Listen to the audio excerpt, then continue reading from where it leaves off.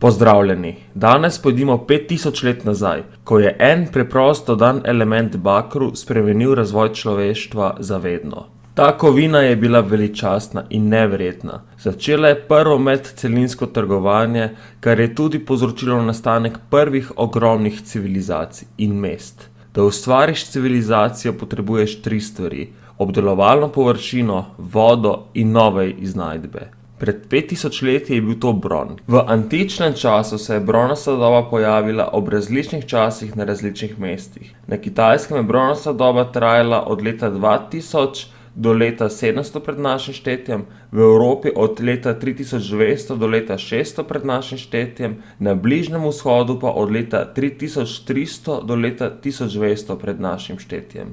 Ker zna kositer biti malo strupen, so ga zato bakru dodajali le 10%.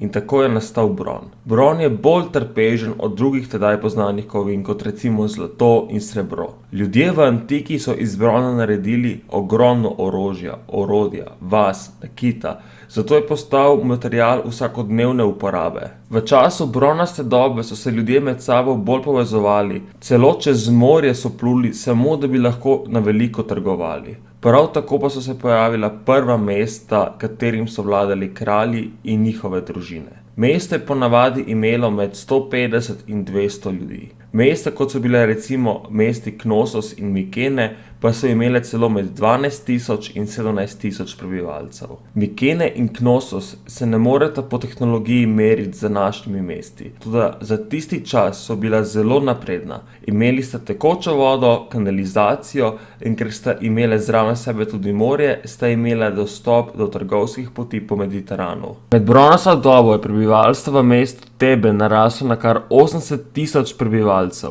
Prav tako tudi mesto Uruk v Mezopotamiji, zraven 2 velikih rek Tigris in Evfrat. V tem času niso vsi ljudje samo kmetovali, prvi so si razdelili družbene vloge in poklice. Da bi se vse to ohranilo, so ljudje potrebovali enotno religijo, vladarja, zakon in davek. Hamurabi, kralj Babilona, je leta 1800 pred našim štetjem ustvaril Hamurabijev zakonik, oko za oko ali zob za zob. Prav tako pa je tudi uzakonil poroko, ločitev in suženjstvo. Med bronasto dobo so ljudje tudi razvili prvo pisavo, ki jo imenujemo piktografska pisava, da so zabeleževali pridelke.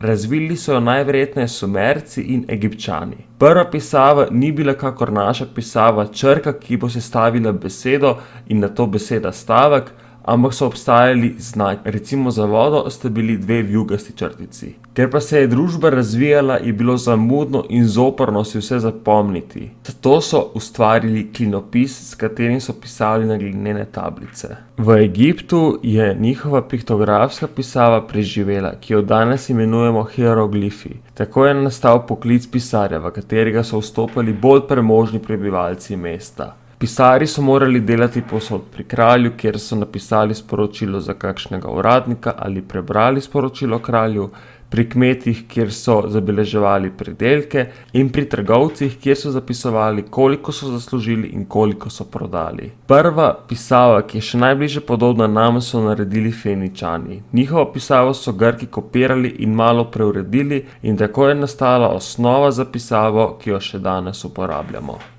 Upam, da vam je bil današnji dokumentarec všeč. Če vam je bil všeč, pritisnite like in se naročite. Hvala in lep dan.